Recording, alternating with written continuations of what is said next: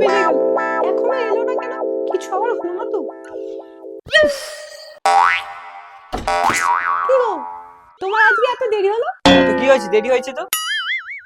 না মানে তোমার জন্য না খেয়ে বসে আছি তো তাই। কে তোমাকে বসে থাকতে বলেছে? খেয়ে নাও।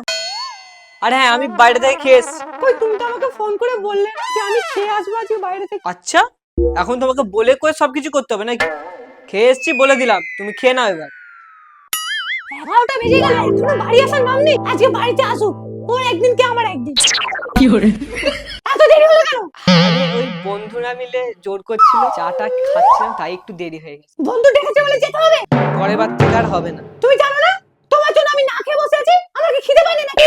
ঠিক আছে, তুমি খাবার বাড়ো, আমি আসছি ফ্রেশ হয়ে।